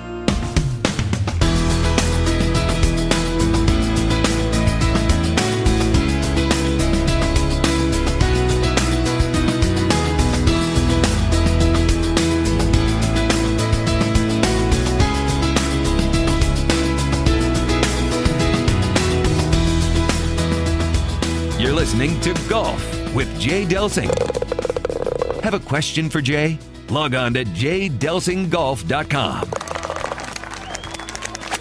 Now let's head back to Jay and Dan. Golf with Jay Delsing rolls on this Sunday morning on 101 ESPN. We do this every Sunday, 8 to 10, and we're presented by Doherty Business Solutions. Coming to you from the Car Shield Studios. We switch gears now. We just had Allie Wells, the executive director of the Gateway section of the PGA, and now we welcome in studio Emma Corbet, a teacher at Elv8 Golf. Emma, great to see you, and thanks for stopping in. Hey, thanks for having me. Good to see you. Okay, so Emma, Elv8 Golf, we love the way you guys are kind of disrupting the way people are learning and you're teaching the game and getting better at the game. Tell us from your perspective a little bit about Elv8 Golf. We've talked about the Sims and all, but tell us how you see it, because you've been around, you were at Golf Tech, and you've got some really fun experiences. Sure. So I think it's a bit backwards from the way people understand golf lessons, but I think that's kind of the idea behind all of it. Is we want you to know that your every move is monitored, and we're there to help you no matter what you're doing. I think one thing that lacks in golf, it's very mental, and that's like the hardest part for people, and we're there to say the one thing you don't have to worry about is we're going to make sure from practice to lessons to your entire training, we've got every piece of it. So just from all the way to beginner to advanced players, from the way you behave through your practice, all of it, we're monitoring it all, and I think that's something that's a little bit different than most people are doing. Are you primarily working with the females? A bit of everything. So I do the standard training, just like all of our coaches do. And then I also, player development is my main position. So working with females, working with juniors, as well as all of our normal training athletes. Now, you guys have quite a contingency of female players out there, right? You guys have had some really nice results. And yeah, I know it's still, we're almost July now, but the girls' season's going to turn around and be here before we know it. Absolutely. And that's one. So we held a free female high school clinic earlier this summer to try and get them in early ahead of season. Come in, start grinding, start working on it before, and we've actually seen an uptake here in the last month or so, I would say, an interest with that. Them realizing, hey, this place, they see the success out of the younger athletes, like Casey Lennox, like some of those girls who've been training with us for a while. They're seeing their results, and we're seeing a lot of feedback from it. So you're saying seeing the results. Okay, so what do you put one of these young girls through? What's some of the testing that they're going to go through? So when they come in, we get a standard base test, 7 irons, drivers, wedges, and we assess your short game. And from there, we're able to see exactly where we can take you at your full potential. So once that happens, we're programming them individually, and then we're assigning them drills that are going to be specific to their swing, what they need specifically. Well, one of the things that's super cool is that you guys have, and Kyle is the director of fitness, you guys have a full-service gym out there, and this is a big part of what you're doing as well. Yeah, you just nailed it. I think that's kind of the biggest piece. Don't get me wrong, golf is very important, and we are able to move people largely in that area, but the way we're able to make their swing so efficient is through Dr. Tyler. The things he's doing for them, the way they can move better, and just your overall lifestyle, right? Feeling better in general, and then being able to go golf is an incredible thing. So yeah, it's a different thing that most places don't have, and I think that kind of sets a standard for us. And it's, Emma, it's one of those things that's super cool. Like when I was doing this thing and telling Danny, because he struggles with his eyesight, and I've, as I get older, struggle with just about everything. I promise was this eye vitamin that I still take, and it was they're like, well, do you play better golf? And I'm like, well, yeah, but I see better. And if you're getting people to move better, it's like, yeah, we all love golf in this room, right? But I mean, we want you to be able to climb up steps. We want to get you to be able to move your butt around. We want you to be able to enjoy your life a little more. Absolutely, and we've all got setbacks. I mean, there's no denying that. That's what's so cool is he assesses that. He tells you where you're held back, where you're proficient as well, and knowing those things and being able to work with them is incredible. I agree. Are females, do you find that they're a little tentative to come in? And they shouldn't be. Sometimes they are, though, aren't they? You nailed it. I think that's the biggest problem, I think, with any beginner golfer, but especially females. Comfortability is the area where they should first see change. Make them comfortable with their environment, comfortable with the instructor, whether it's myself, somebody else, and then comfortable with the fact that you're not going to be perfect. I think everybody, when you first get into golf, expects to be perfect. And us females, I know I'm guilty of it. I expect it all the time of myself, and it's just not going to happen. And if you give them that from the get-go and you say, hey, you don't have to be perfect. Tiger Woods isn't perfect. He doesn't hit 5 golf balls in a row perfectly. Recognizing that makes it a lot easier for them to get into the game. Danny, one of the things that kills me is that if the women that were apprehensive about joining golf only watched us men. I mean, holy smokes, Emma. Just a normal day at any sort of club, I guess the men are either more comfortable with it or just used to it because their balls are flying all over the place, man. I mean, they're not perfect. Nobody is. No. I mean, that's Jay, you're probably the best golfer I know, and you make mistakes. We all know that. Lots of them. That we're humans, but I think golf is a game of how can I be. I know I'm not going to be perfect, but how can I be close to it, right? Because you never hit the ball perfectly straight, and no one does. Yep. And as long as you understand that, you can play golf, Our guest is Emma Corbet, teacher at Elv8 Golf. So I'm a parent out there. I'm listening to this show. I have a young girl that wants to get into the game of golf. Sell me on it. What would you do if they walk through those doors? Well, immediately that first piece, make them comfortable, see what's great about us, what makes us different. Not only are we there to help them, they also have an environment of other female athletes around them, people they can play golf with, whether it's female or male, other friends to connect with, and then just continuing to improve them. We can show them the stats, we can show them what they need, and we've got over 30 data points on those TrackMans as well to help them understand what we're talking to them about. And then they can go and take it as far as they want to take it. It's up to you at that point. You got Emma's smile, and Emma's a hell of a player as well. So, Emma, it's interesting. So one of the things that you guys do at Elv8 that I think is really cool, and that for we golfers, we may inherently know something. And what I mean by that is our 7-iron, and I'm making this up, but our 7-iron's not our favorite club. And whenever I swing it, I seem to miss it left. But when you go to Elv8 and you go through a training session and you have those data points and it's presented in front of you on a screen, it's different.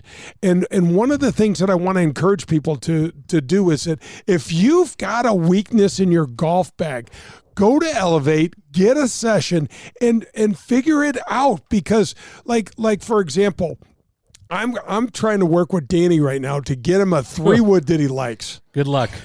No, but to get him a 3-wood that he likes, because he's got a 3-wood and you avoid it because you don't hit it well. Right. And the reason he doesn't hit it well, though, there's something not right in that club for him. I told him that. He actually thinks it's all his fault, and it is. It isn't. It isn't. But the point is, when you get on and you get into the system at Elv8, you're going to get this feedback that's really valuable because you're like, holy smokes, man, we just ran through my entire bag and everything looks pretty damn good except for, and let's just say this 3-wood, it keeps going short and to the right. 100%. It's the data is undeniable. That's the best piece to it. And if you can connect a data piece, the rest of your clubs are perfect, but we can walk in there and you see you're hitting your 3-wood, and we can see you're either hitting way too far down on it or you're swinging way too far right. Any of these numbers, and you see that, you're able to connect it. You're saying, wow, I'm double digits swinging to the right here. I'm that too far into out. Well, no, you're not going to hit a 3-wood clean. That's probably the hardest club in the bag to hit. 100%. Right? And what about a shaft even? You might have a shaft. Even though this shaft will say it's a stiff shaft, you look, it's not performing. It is not performing. It's you can see it on the screen or you can see it in the data. Absolutely. And we can send you from there, and we can get you help that way too. Whether it's the equipment, whether it's the swing, all of it. Absolutely. Emma, you guys are also doing a thing where a student can basically film themselves, or you can be on a FaceTime, and you guys are able to actually break down some swings and help kids that are not in person. They're remote. You're able to do that too. Yeah, you bet. The offsite, remote is the word I was looking for. Remote is awesome because you could putting in the work is really what it takes, and you can do it wherever you want. You have your own gym, your own driving range. You don't want to come in facility, fine. We'll send it to you. You could do it that way, and we're able to see just as well through that video camera what's going on. It's incredible. And we know that because we've had Zach, I think we had Zach on a couple of weeks ago, Emma, and he was talking about a couple of your female college athletes that really made some breakthroughs in through the remote program. Yeah, absolutely. The Rallo sisters are incredible. I know they play at Central Missouri, I believe, and they've done incredible. Zach and I played with Nicole the other day, and it's cool to see her performance, see both of them performing that well, and they were on remote the whole year, and then when they came back, they just jumped back in. So when you break down the data, explain what you're looking at. For the average fan out there that's listening to this, there's some golfers that are diving in. They understand what you're saying, but there's others that are like, well, what is the data? So explain that to us. So there's over 30 different points, and really we could go down a whole rabbit hole there, but there's usually a base issue with people's swings, and then there's obviously the small little pieces built off of that are affected. You look at club path, that's the main one a lot of people talk about. For those out there, a good description of that is the way your hands move around your body when you're swinging the golf club. And then swing direction in regards to that is where the club is headed and your downswing from there. Those are the 2 points. If you can understand that as an amateur, you can really figure out how to keep a consistent swing. Again, nobody hits it straight, but if we can help you understand a number and you can sit there and repeat it, repeating is all golf is feeling where your body movements are and repeating that exact swing every time. Here's a couple things that are super cool.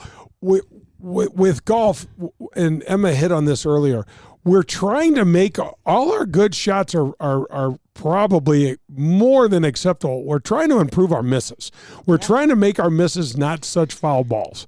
And one of the things when you go through some of the Tiger Fives and some of these other kind of bases that guys look at, one of the things for amateurs, though, that's crucially important is to not make one swing cost you more than one stroke.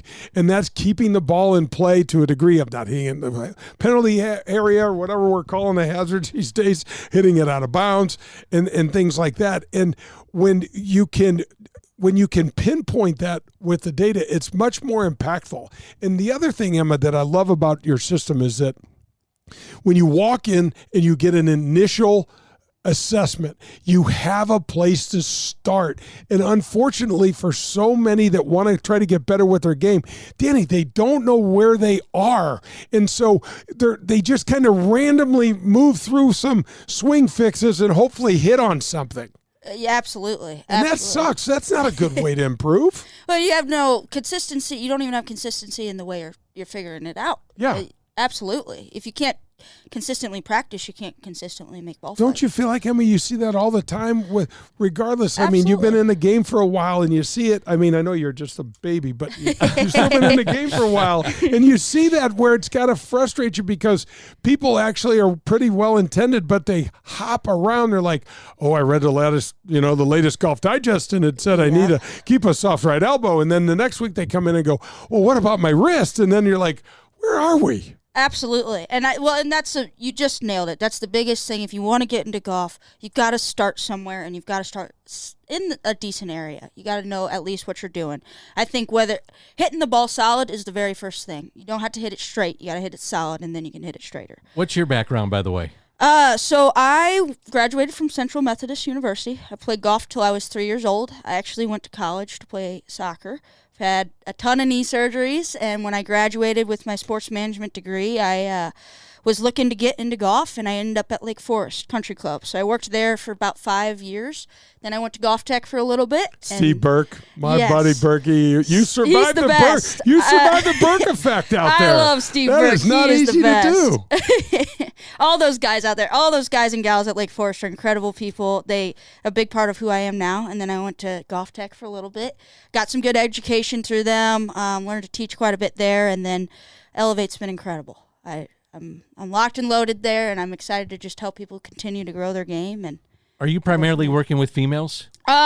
there's no primarily. I'd say all of it. Okay, good. We do female clinics. We have sips and tips on Monday nights, but I work with all the juniors, and then I also. How come it takes the women to do sips and tips? That's right. What the hell? That's awesome. It's awesome. We should have you out sometime. I love it. All we need is an invite. Yeah, we'll be there. I'll have both of you out. We'll be there. Absolutely. So you're enjoying it. You're smiling the whole time that you're here in studio. You're loving what you do. You're helping people. Of course. I do what I love. I'm very passionate about my job. Well, Emma, thanks for coming in. We love having Elv8 as such a huge part of the show, and we just want to keep telling folks about a different way to do it, and it's working. The results are there, so we're going to just keep singing this song. Absolutely. Thank you guys so much for having me in. You bet. That's Emma Corbet. So if you need help on your golf game, especially for the female listeners out there, or you got little kids, find her. Emma Corbet, teacher at Elv8 Golf. This is Golf with Jay Delsing. We're heading into the clubhouse, and it's time to go into the mailbag. Tips from a PGA Tour player are coming up. This is Golf with Jay Delsing.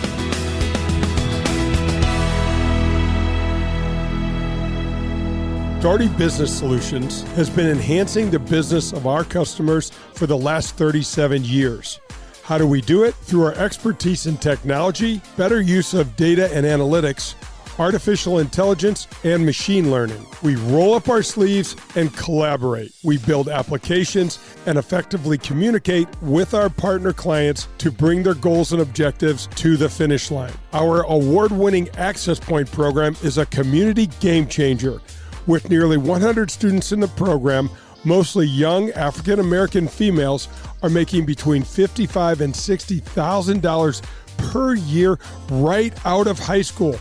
That's right, $55,000 to $60,000 a year right after high school graduation.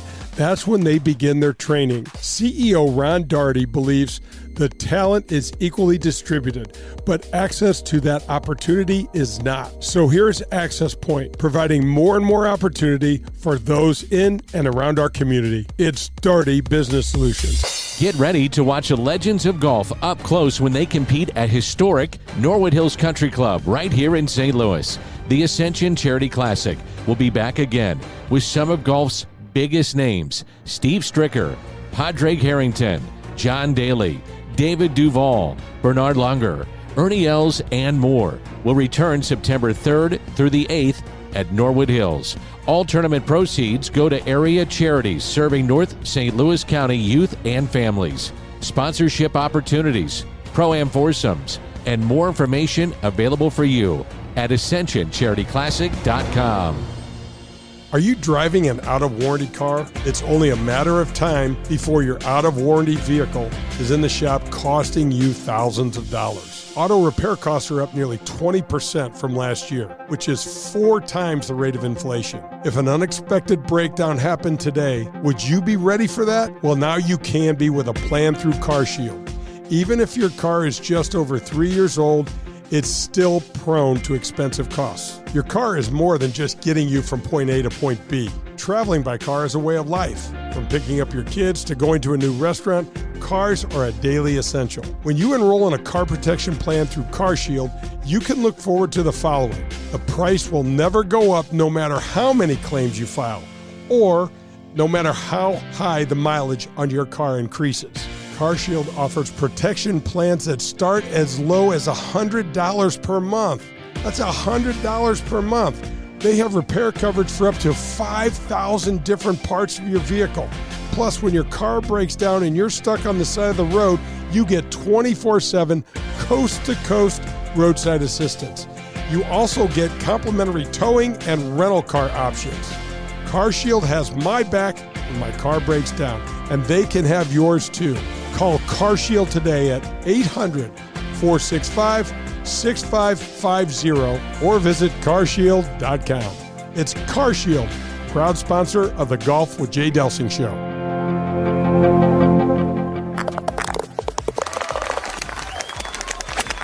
Hello, friends. This is Jim Nance, and you are listening to Golf with my friend Jay Delsing.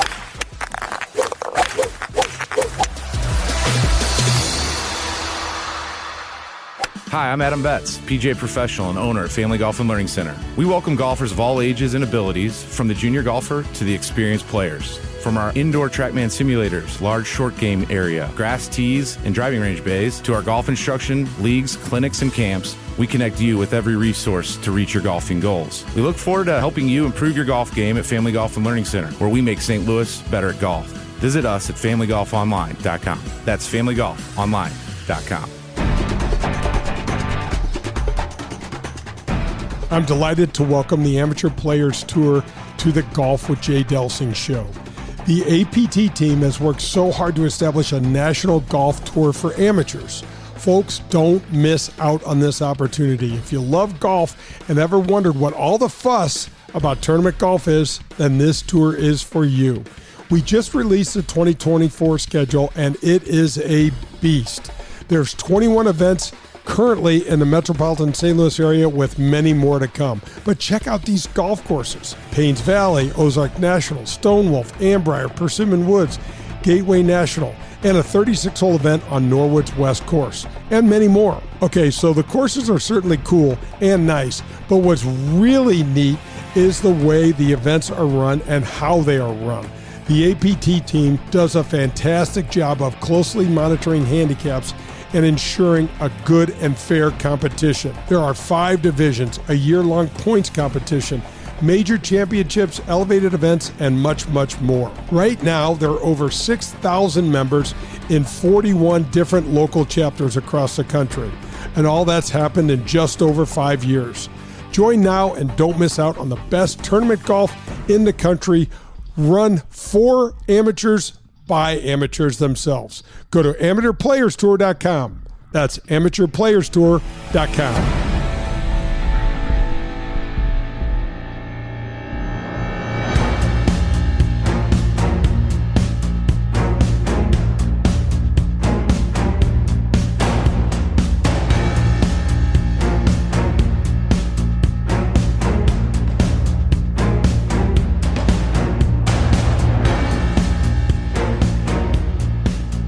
This is Golf with Jay Delsing, rated as the #1 golf show in the Midwest.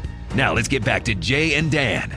This is Golf with Jay Delsing as we head down the stretch. That's Jay, I'm Dan on 101 ESPN, and we're presented by Doherty Business Solutions, coming to you from the CarShield studios. So I want to get your reaction to Allie Wells, first of all, and what you thought of our visit with her and the money that they're trying to raise to get something very important here in St. Louis. You know, Danny, I go back, and I've said this on the show I don't know how many times, but having Ozzie Smith love the game of golf, love and stay in St. Louis after his Hall of Fame All-Star, 13-time All-Star career here in St. Louis is a huge get.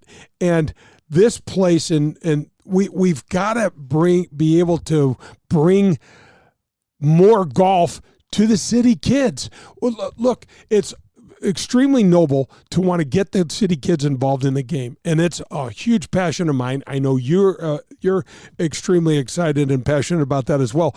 But getting the golf to, how do we get the golf to them? It's not easy transportation wise. It's a challenge. With the first tee, we had issues with that, and so having this place close in closer proximity to get them a place to hang out, a safe place. They can do homework. They can hit golf balls. They can just hang out and do life. It's a big deal, and we got to get this thing done. And what we're doing over at Normandy is right where I was going to go. It's very similar too, Dee. We need to keep these in the communities where these kids live. It just is the right thing to do, and they're much more likely, Danny. No kid's gonna go play out at Old Warson from the city. It ain't happening. Not right now. So where are we with, because a lot of people want to know, where are we, especially those in North County, want to know about Normandy. We heard from Tom O'Toole a couple weeks ago at the Evans Scholarship Dinner. Yep. So he gave a great presentation that the dirt is going to start getting moving here. Trees are getting taken out, things of that nature. It's a Jack Nicklaus design course, which is really cool. It's going to be fun, man, when they finally get this thing going. Oh, tremendous. And hats off to Tom O'Toole for getting the great Jack Nicklaus involved. I mean, how do you do that? I mean, it's just fantastic. And Jack's waiving his fee and putting the cloud of his name on this thing. And we've got commitments of, I think Tom said $9 million. And I think we need another 6 or something like that to get this thing completely funded, so that when you go play at Normandy, and how cool is this? When you go play at Normandy, your caddy fee, and it'll be an Evans Foundation caddying fee there, your caddy fee will be paid by this endowment that we're setting up, and you'll be responsible only for tipping that caddy. But the biggest thing, and I thought Tom O'Toole said this so beautifully the other day, this is about spending time with a young man or a young woman, and while you're out playing on the golf course. Danny, and you did the same thing as I did, had a huge impact on me. I way outkicked my coverage because of that. I was thrust into a situation with people that I had no business walking fairways with, and it was super cool and really impactful in my life. And so if we can pay that forward and get other kids, boys and girls, involved in the caddying, and then further that even further, Danny, to go to Mizzou and get their college paid for, that's game-changing stuff. And we talk about it all the time, and I think we need to reiterate the point. There are beds and rooms down at the University of Missouri that are not being filled by local kids. And It's not that we don't look and favor other kids coming in. Right. We say, hey, come on in. It's great what you've done. But we want to fill that with local kids and give them that shot too. Right. We want it to affect and to better our local communities. It's great that at least the beds aren't going empty.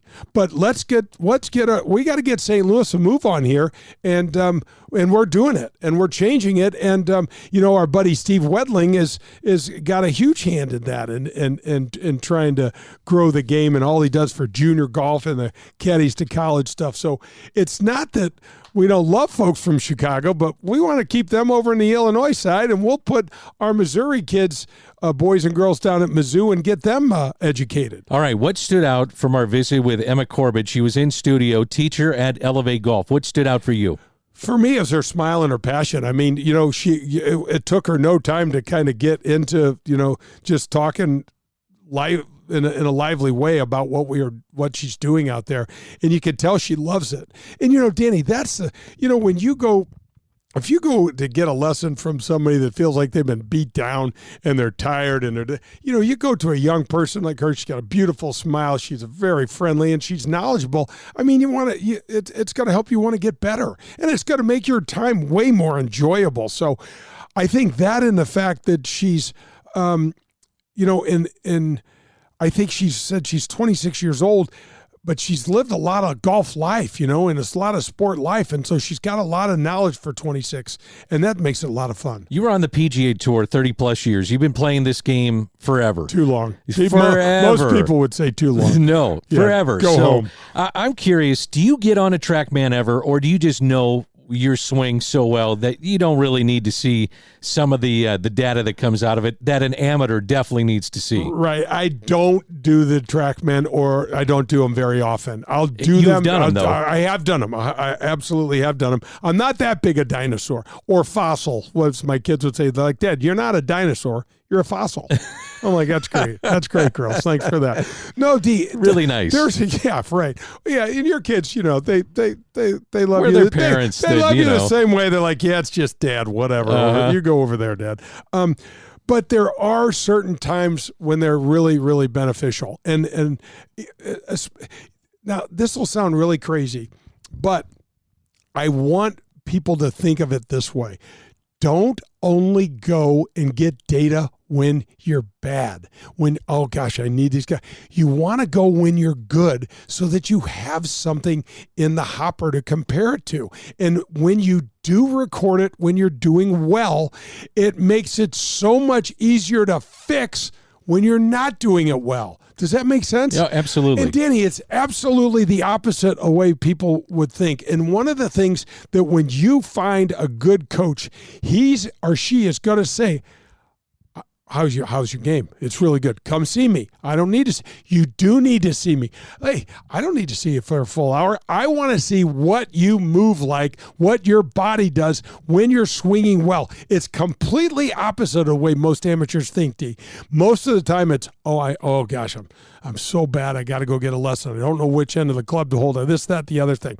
But that's true. And we all do that. But when you're good, go see your person because they need to see you doing it well. And some of the data that Elv8 uses in their training system, I promise you, Tyler and Zach and Emma and all those guys out there will say the same thing. We need the good data too, because then we can say to you, look at what you did last time when you were in here. You were flushing that 3-wood, and here's why.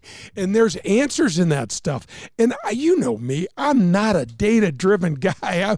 I got my old eyes and can pretty much tell you. You have a feel for it, obviously. Like, Danny, if you do that, the numbers are going to be just fine. I don't know about that. You just do that. You'll do just fine. But it's a great way to do it. It's an enhanced way to improve. And for some people, Danny, they love the data. I'm more touchy-feely, like I let's hit it over there like that. And if I can hit it low, I'll do that.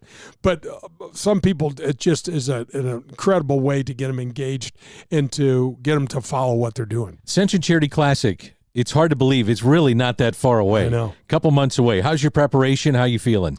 I've had a good week. I for whatever reason, I don't know if it took just a little while longer for the shots to kick in. My back's better. I've been back in the gym at the MAC. That place over there, the MAC, is absolutely fantastic. So I've been back on the Stairmaster, and I've had a golf club in my hand now for 7 days in a row, chipping, pitching, and putting every single day. And it's better. It's not great, but it's better. But this is my time of year. I love the heat. I know it sounds crazy, but I love being out there. I love sweating a little bit. It also helps my body move a little better, my aches and pains. I noticed you said, hey, my shoulder didn't quite hurt as much the other day. Didn't hurt and I looked nearly at the as thing bad. we got in the car. It's like 103. That's not even the heat index. So maybe they need to put us in an oven and then send us out to the golf course before we play. But no, it's getting better. My putting is really good right now. The greens at Norwood are absolutely perfect. But I think I hit my buddy Jeff Thornhill with TaylorMade Golf brought me over a TaylorMade shag bag, so I've been hitting that, emptying out, picking it up. I've been hitting it at least twice a day and getting that wedge around the green, and just, I like working, Danny, as we said, from the green out. So I'm not very good right now. I'm probably 5 to 10 yards off the green and hitting pitches and a few chips and a variety of shots to just try to get some of that touch back. So it'll come. I'm looking forward to it. And I'm doing my drills on the putting green. I'm doing my lag putting drills with looking at the hole and then closing my eyes. And then I'm also doing the clock drill. And I got through the clock drill without too much blood, sweat, and tears last time. Hold on. I've never heard you say that.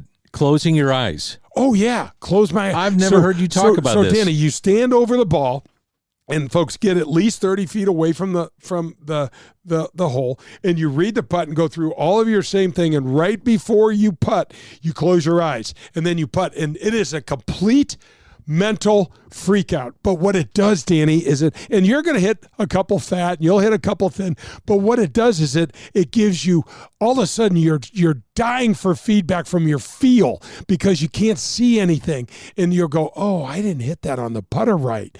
I hit it a little on the toe, or I hit it on the heel, or something like that. It explodes your touch and feel, and it helps a lot. So what I'll do is I'll hit that putt and I'll wait for the feedback, and I'll go, yeah, that's going to be short and right, and then you look up, and sometimes you're right and sometimes you're wrong. But what you do is you change it and you keep doing it, and your feel gets so much better. I've seen you give lessons a lot, and the one thing that you do a lot is not necessarily hitting off a mat, although if that's all you got, that's what you do. Yeah.